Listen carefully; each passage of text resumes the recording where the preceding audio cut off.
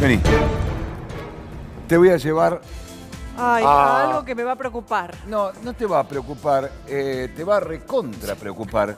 Porque tiene que ver, ¿sabes con qué? Con la carne. Decímelo despacito. Más adentro, me dice Dale, acá claro. el director. Acá estamos mejor. ¿Te lo digo despacio? Sí, por favor.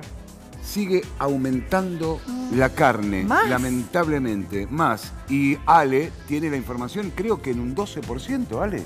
¿Cómo les va, chicos? ¿Cómo estás? Buen Ya día. con esto mal. Tremendo, ¿no? O sea, 12% en lo que va de febrero. Te agrego, digamos, para decírtelo con tranquilidad. Ahora, ¿esto qué es un tema estacional? ¿Ingresan animales al mercado de Hacienda de Liniers? No, no están ingresando. Hay una caída de la oferta. No están ingresando los animales suficientes. Por lo tanto, ayer, por ejemplo, se cotizó el kilo de animal vivo en pie a 75 pesos. Sí. Aumentó sostenidamente entre el jueves y ayer sin parar 12% en lo que va de febrero. Pero tengo un datito más. A ver. Si yo te sumo desde el 1 de enero hasta ahora... Ay, no, decilo despacio. Ese datito, decilo despacio. Sí.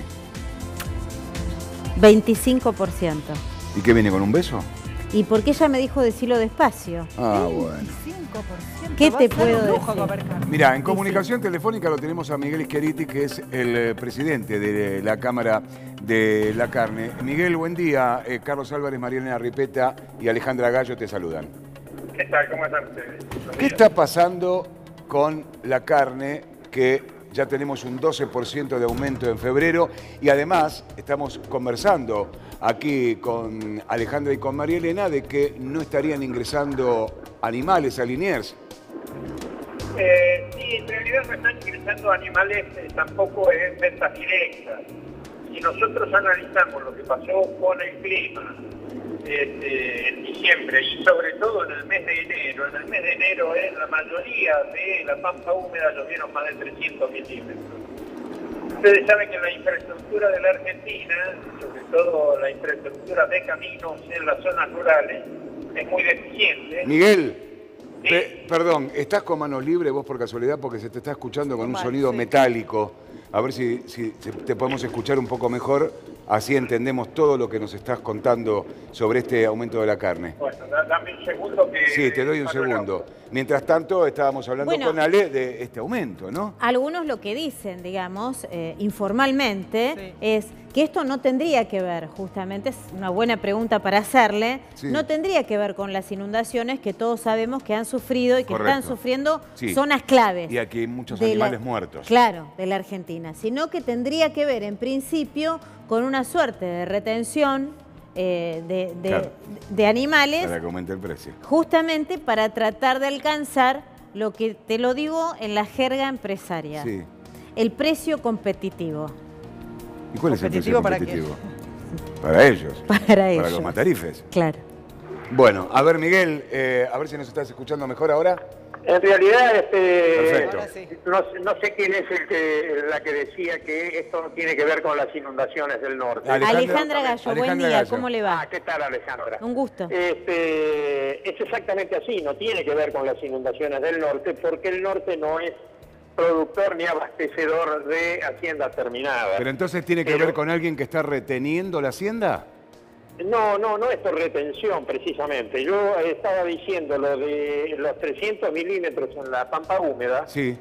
Y esto hace que haya dificultades para salir de los campos con la hacienda. Esto Por el un tema lado. de la transitabilidad de los caminos. Exactamente. Esto por un lado. Entonces, hay menor oferta o menor llegada de animales Sí. al mercado de Liniers y a las fábricas en general. Hay mucha venta en directa. En Liniers se trabaja alrededor del 15% de la hacienda que se faena en Buenos Aires. Entonces Todo esto, el Miguel, resto viene- ¿es momentáneo? Es decir, ¿va a bajar entonces la carne en cuanto llegue o no? Veamos qué ocurre. Cuando digo veamos qué ocurre, hay dos factores. Otro de los elementos que hace que haya menor hacienda es que la devaluación, es decir, la macroeconomía metió la cola en la producción ganadera porque el maíz que costaba 2,50 pesos con la devaluación o con la pérdida de valor del dólar que se aumentó el 110% pasó a costar 6 pesos. Claro, lo que pasa es que entonces- metiendo tanto en la cola, ¿sabes cómo estamos ya, no? No, sí, por supuesto, esto no tiene que ver con con la producción en sí, sino tiene que ver con la macroeconomía. Claro. Y si se va a retrotraer o no el precio, tiene que ver básicamente con que el consumidor ratifique o no los precios. Bueno, justamente, perdón, ¿no? Justamente una de las esas particularidades que tiene la economía argentina, uno de los datos de la OCDE, la Organización Mundial de Comercio, que mide justamente, por ejemplo, el consumo de carne, los argentinos, a pesar de lo mucho que subieron todos los cortes, sobre todo los más baratos, seguimos siendo uno de los países que más cantidad de carne comemos per cápita en relación al mundo. Alejandra, tengamos en cuenta que durante todo el 2018 la carne aumentó el 37% contra un 48% del índice general de precios. Sí, bueno, pero al bolsillo tratemos de no recuperarlo todo junto ahora. Pero Miguel, el bolsillo del consumidor no aumentó lo mismo.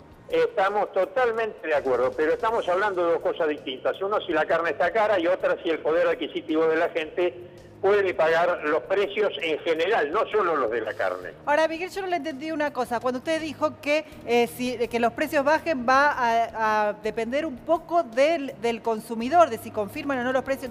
Como si la gente sigue comprando la carne cara, los precios no van a bajar. ¿Eso es lo que quiso decir? Exactamente, eso es lo que quise decir. Acá el que maneja el precio de la carne es el consumidor. Bueno. Si el consumidor deja de consumir carne y pasa a consumir pollo o cerdo, seguramente estos precios no se van a sostener. O sea que, perdón. Recordemos que el 82% de la carne que se produce en la Argentina, de los 3.050.000 toneladas que produjimos el año pasado, el 82% van al consumo interno. Es decir, he escuchado por ahí a alguien que decía que las exportaciones son las que están generando aumento de precio. No es posible que el 18% le ponga el precio al 100%. Está bien, pero yo digo, entonces quiere decir que el precio hoy de la carne en el mercado se fija por el hábito del consumidor. El precio del mercado hoy se fija por oferta y demanda. Si hay menor oferta y la demanda se mantiene constante, el precio aumenta. Claro, con lo cual, como decía Alejandra, si este 12% que lleva ya en el mes el aumento de la carne implica que el consumidor sigue consumiendo la misma cantidad, ese precio no va a bajar. Exactamente, eso es lo que yo creo. Si el consumidor cambia de consumo, seguramente va a haber menor demanda y el precio va a tender a caer. Eso sin ninguna duda. Ahora, pero discúlpeme, ¿no? Con todo respeto se lo pregunto. El consumo en general en la Argentina no para de caer desde hace más de 10 meses. Claro. Y los precios no paran de subir. Explíqueme entonces cuál es el poder del consumidor para fijar los precios. En el caso de la carne se da concretamente así. ¿Vamos a hablar de macroeconomía? Yo no tengo ningún problema. No, hablemos del precio del kilo de carne. Que se ha cometido. Perdón, no escuché. Perdón, le decía, yo de lo que quiero hablar es del precio del kilo de carne, no de la macroeconomía.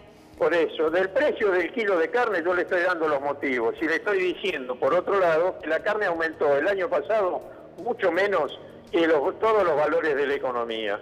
¿Por qué? Porque el consumidor y el consumo cayó más del 2% en el 2018, el consumo per cápita individual. Ahora, este aumento que se está registrando en el precio, en el kilo del animal vivo en Liniers en estos últimos días, 12% en febrero, 25% en total desde que empezó el año hasta ahora. ¿Cuánto va a repercutir? ¿En qué porcentaje de aumento yo tengo que esperar que suba el kilo de asado en una semana en la esquina de mi casa al carnicero al que le compro?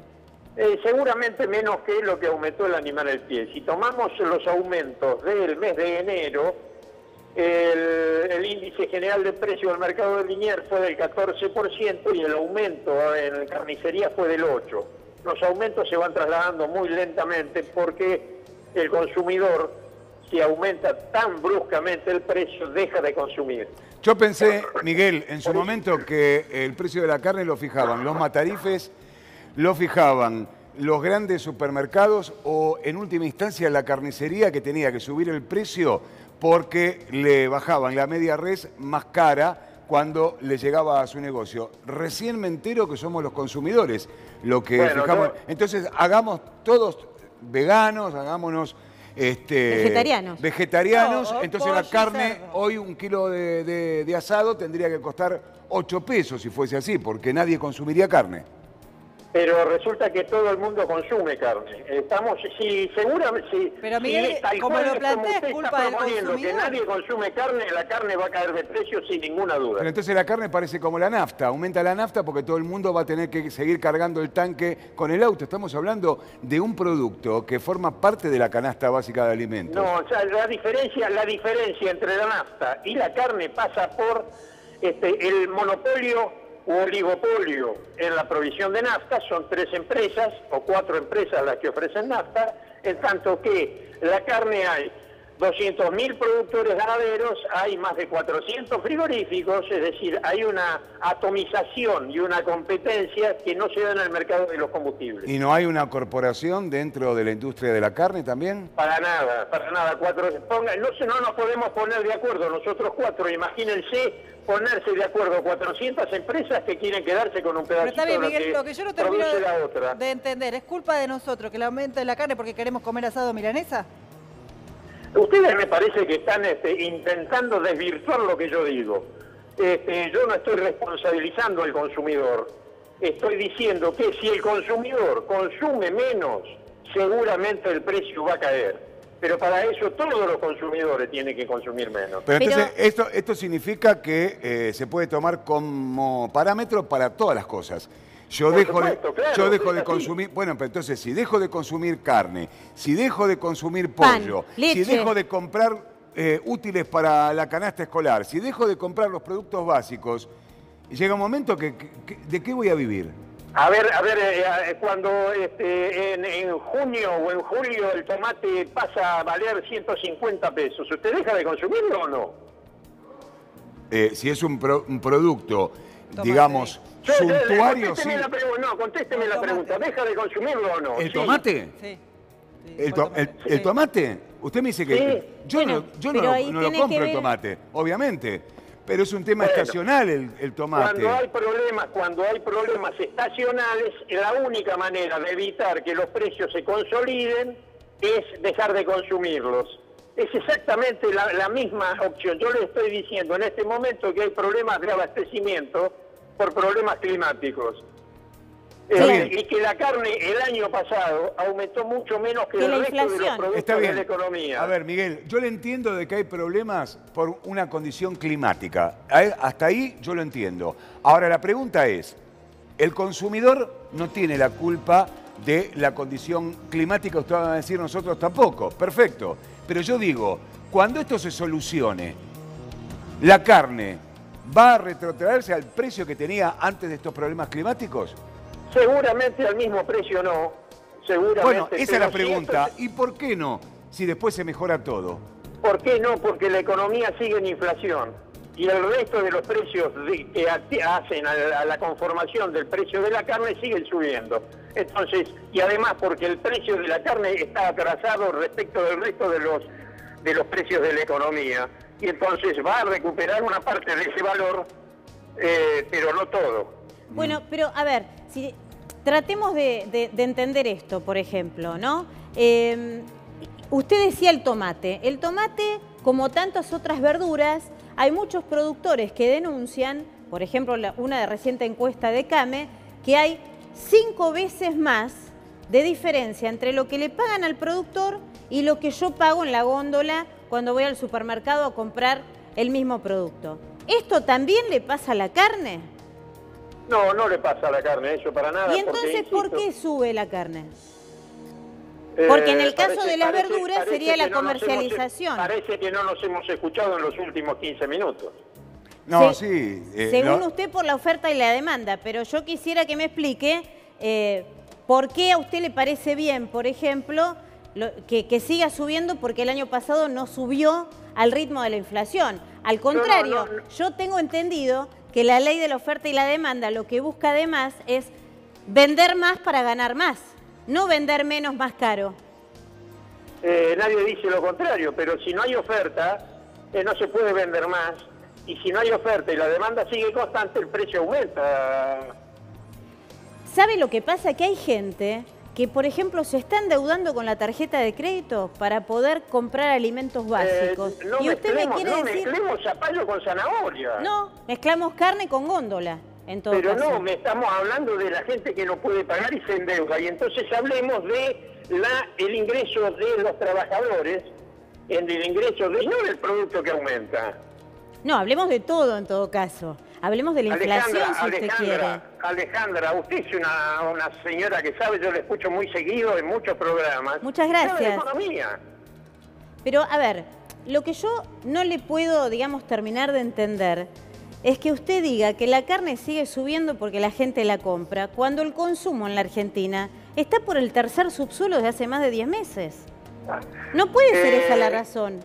Pero de hecho, ¿sabe qué? Miguel, El consumidor decide qué es lo que deja de consumir.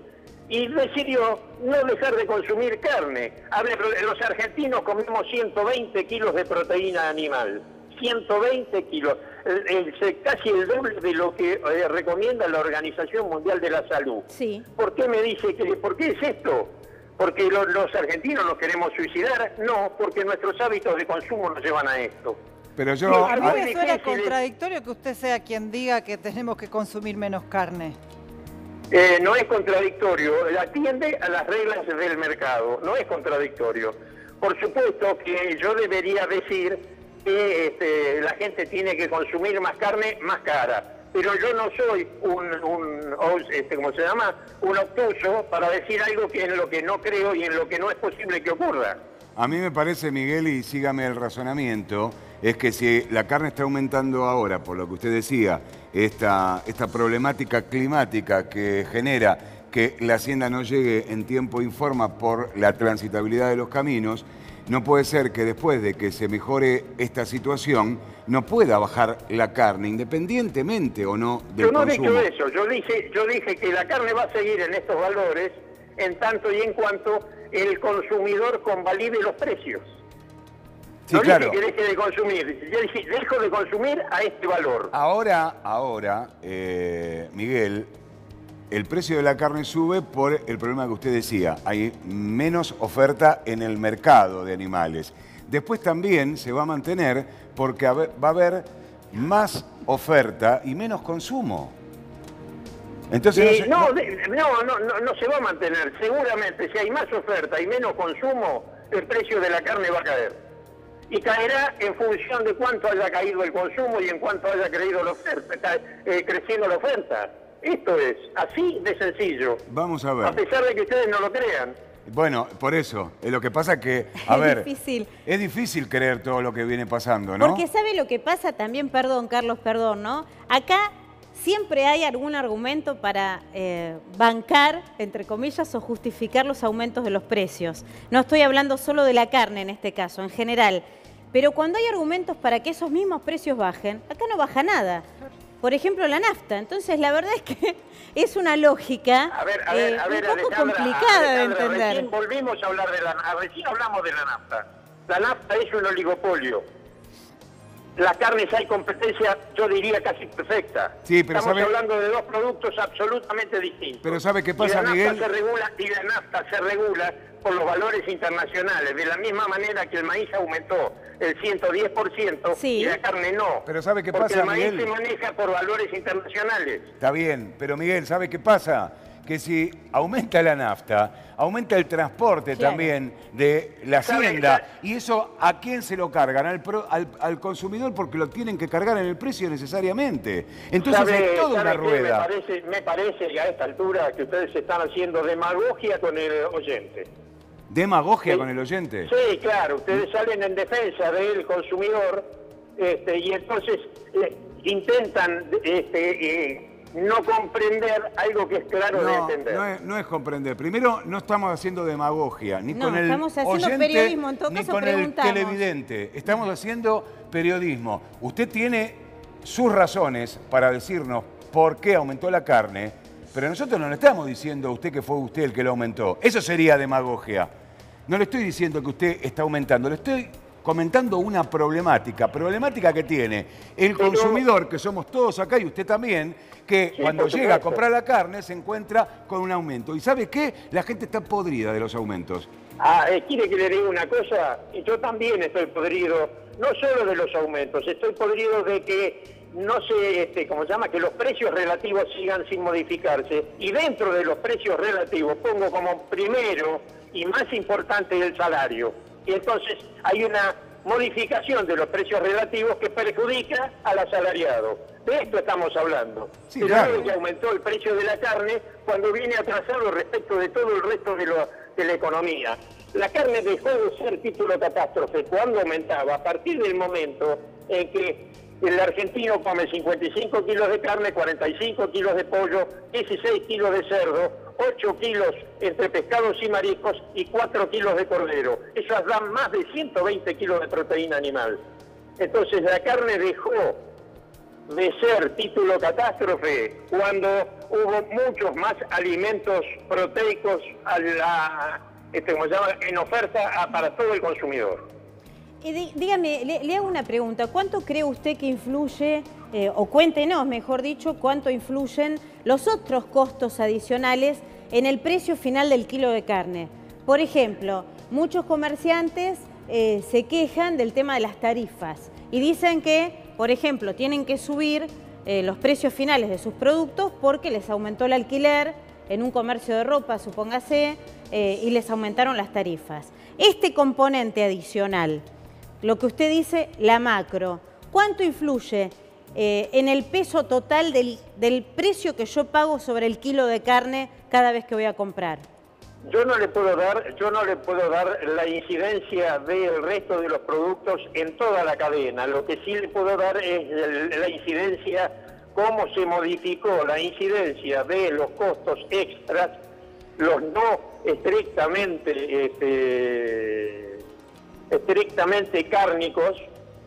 Históricamente el 85% del costo de una fábrica frigorífica era carne.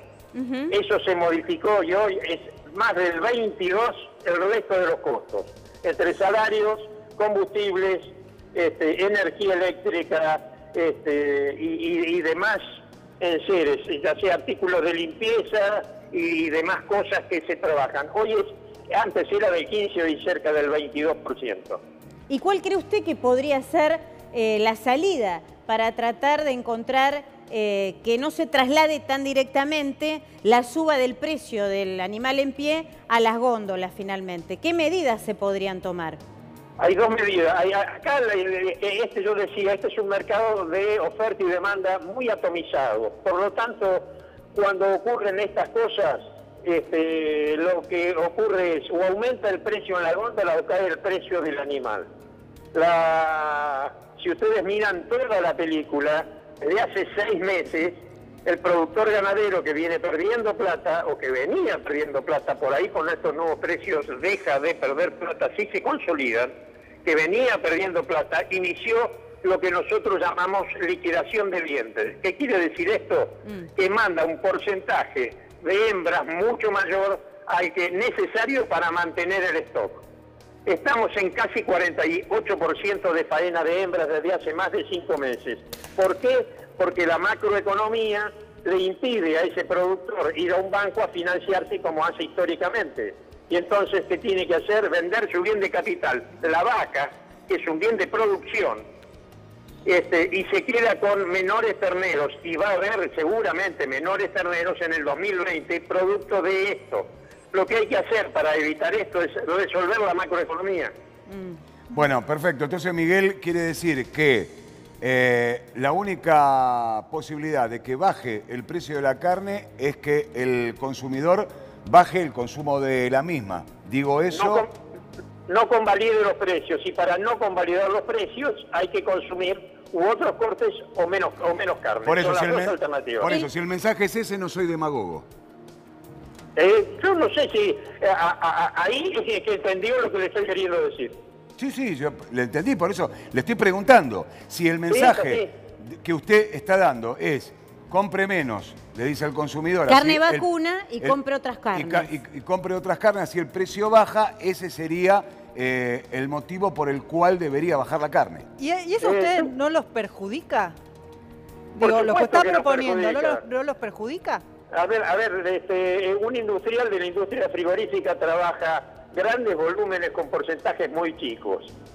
Así que cuanto más valor tiene un producto o el producto carne para nosotros, Sí. el porcentaje agranda nuestras utilidades y se achica cuando el precio se achica. Esto está así de claro. Pero ustedes no me preguntaron qué es mi negocio, cuál es mi negocio y con qué gano más o con qué gano menos. Bueno, ¿cuál es su Me preguntaron negocio? por qué aumentó la carne. Bueno, está bien, ¿cuál es su negocio? Mi negocio es vender cada día más carne y trabajar tal vez con menos porcentajes de utilidad. Ah, o sea, Y eso en la generalidad del mercado de la carne, ¿se cumple? ¿Funciona así o no? Sí, sin ninguna duda, por eso le digo que hay competencia casi perfecta. Nadie quiere vender menos más caro, todo el mundo quiere vender más carne, porque vender más carne implica tener un pequeño porcentaje, tal vez más chico, pero de mayor volumen, y eso hace mayor la utilidad. Ahora, el problema también que yo le veo a este tema es, usted señala, quizás hay que fomentar los consumos cárnicos de otro tipo de carne, no necesariamente la carne vacuna, diversificar, digamos, el consumo de proteínas. Yo a eso le veo como mínimo dos problemas. El primero es que las otras carnes también subieron. El pollo subió, el pescado ni hablar. Y el segundo tema es que la verdad que la gente de menos recursos a lo mejor recurre al consumo de carne para estirarla, o sea, para hacer un puchero. Para ¿no? que haya más comidas. Para que tener más valor nutricional en la mesa familiar. Eso no sé si lo puede reemplazar otro tipo de corte cárnico. Alejandra, seguimos hablando de lo mismo, seguimos hablando del poder adquisitivo del salario y del atraso que tiene el salario en la Argentina. Claro, el problema es que, siguiendo, discúlpeme, ¿no? Pero siguiendo su razonamiento, si la gente ganara más plata y pudiera comprar más carne, seguiría aumentando la carne.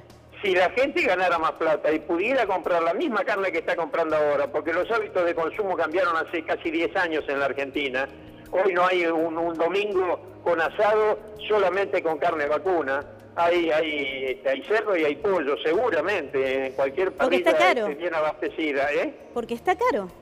No, porque el consumo de carne, el hábito de consumo de la carne se modificó. Así como hace 30 años solo se consumía vino y hoy el consumo de cervezas aumentó de manera muy significativa, producto de una campaña publicitaria apuntada hacia los jóvenes que hoy se convirtieron en consumidores, como se llama, fieles de la cerveza. Miguel, nosotros hablamos con la gente, y seguramente usted también.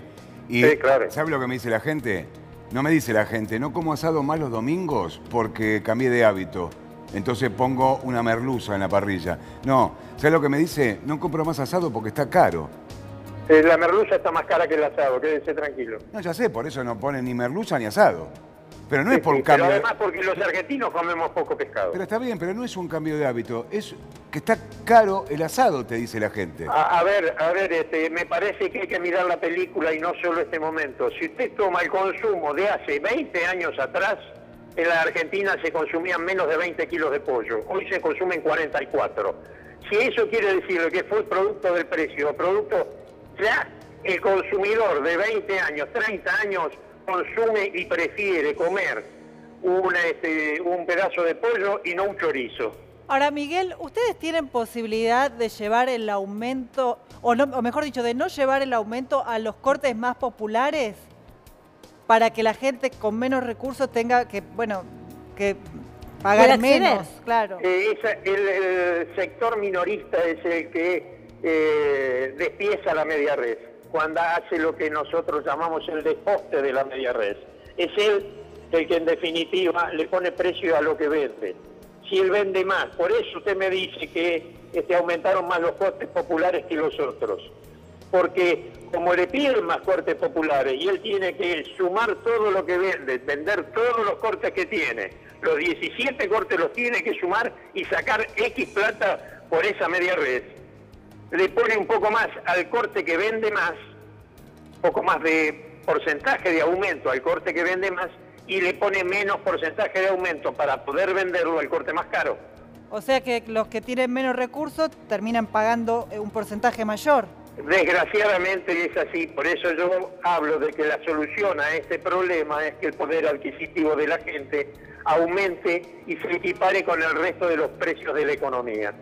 Bueno, o también cambiar la mentalidad, ¿no? De todos, digo, de consumidores, productores, intermediarios, ¿no? A lo mejor a veces hay que resignar un poco para ganar en el volumen y no en el precio. Creo que es una muy buena reflexión. Si todos hiciéramos el pedacito que nos toca, seguramente el problema sería menor. ¿Y ustedes no pueden, digamos, tratar de implementar algún tipo de políticas en este sentido? Pedirle de pronto a las autoridades nacionales o provinciales que instrumenten algún tipo de medidas en este sentido, como para lo que decía María, tratar de mantener al margen justamente estos cortes más populares sin tanto aumento? Alejandra... Porque también es cierto que hay cortes que están en precios cuidados, pero no se encuentran.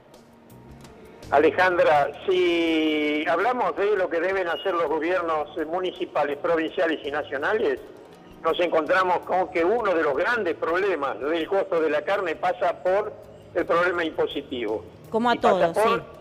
Es decir, ingresos brutos, a ver, algún carnicero que no está inscrito, alguno no, el 70% de los carniceros de la provincia de Buenos Aires no están inscritos. Bueno, ¿y ese no es un problema, por ejemplo? Pero por supuesto que es un problema. Y ni los gobiernos municipales, ni los gobiernos, ni el gobierno provincial hacen nada para que lo estén. Pero además, el que no está inscrito, en lugar de pagar el 1,75 de ingresos brutos, debería el carnicero, el matarife o la industria retenerle el 8%. Es directamente un impuesto expropiatorio, confiscatorio. Bueno, es una competencia desleal, porque el que sí está pagando todo en regla, claro, obviamente... Ahora, absolutamente. Ahí... Ningún intendente municipal por donde pasa la motito recaudando, en todos los barrios recaudando de la carnicería, los chorizos o los 200 pesos por semana, anota e inscribe a ese carnicero. Miguel. Acá hay un problema cultural que es mucho más serio que este, y es el problema de que los intendentes no quieren comprometerse con la recaudación ni provincial, ni incluso la propia. Bueno, pero a lo mejor porque ahí la recaudación también... la recaudación que tienen del carnicero es espuria. Ahí también quizás las carnicerías o, digamos, o toda la cadena que opera en blanco también tendría que ejercer presión sobre las autoridades para que el negro disminuya, ¿no? Porque si no... ¿Sabe los años que hace que estoy personalmente trabajando en este tema? Y en la última época con este nuevo gobierno, desde la creación de la Mesa de Ganados y Carnes, la presión que intentamos ponerle a la FIP, a ARBA y al sistema bancario, realmente es muy trabajoso. Esto que ustedes dicen que o quieren explicar de una manera sencilla que hay una apropiación indebida del sector contra el consumidor, por eso hablo de demagogia, porque no están en tema continuo respecto de qué es lo que hace la cadena por evitar estas distorsiones de precio que hay en el sector. Lo que pasa que, Miguel, no fue una afirmación, fue una consulta y fue una pregunta. Claro. Independientemente de eso, le quiero preguntar, si estos cortes populares que usted dice que la gente de bajos recursos tiene que pagar más caro a los efectos de que el carnicero pueda llegar a cubrir el costo de la media res, ¿qué pasa si esos cortes populares bajan también en cuanto al consumo? Que la gente no compra más. ¿Cómo hace el carnicero para pagar la media res? Sin ninguna duda va a bajar el precio. Y no le va a recibir la media res al día siguiente o a los 2 días al matarife o al abastecedor que llegue a su carnicería, y el precio va a bajar. De eso estoy hablando. De eso estoy intentando que me comprendan desde hace, no sé, 20 minutos, 15 minutos, no sé cuánto hace que hablamos. Bueno, Miguel, veremos a ver qué pasa, a ver si esta nueva modalidad de baja de consumo, baja de carne, se puede cumplir de acuerdo a lo que usted nos manifestaba. Le agradecemos esta comunicación telefónica. No, mucho gusto. Y cuando mensualmente verifiquemos qué consumo hubo estos meses, vamos a ver si realmente se produjo una baja de consumo y no es sensación térmica, es cuánto se vendió en el consumo. Está bien. Son los datos que nosotros publicamos mes a mes. Y por ahí, si ustedes quieren, manden un mail a cicra@cicra.com. Y recibirán todos los meses el informe económico que nosotros Ojalá hacemos. que el mes que viene podamos volver a hablar y saber que la carne bajó. Entonces. Con mucho gusto. A mí me daría mucha satisfacción también. No, yo quiero decirle que no somos demagogos, Bueno, me alegro que sea de esa manera. A mí me sonaba de esa manera y entonces creí que era oportuno ponerlo sobre la mesa. No, los no es periodistas así. a veces preguntamos desde distintos ángulos, a veces las preguntas incomodan, pero por eso está muy bien que haya gente dispuesta a responder y a mirar el mismo problema desde distintos ángulos, que es lo que tratamos de hacer acá, en Crónica Bueno, HD. me alegro coincidir entonces. Miguel Schiaretti, gracias por esta comunicación.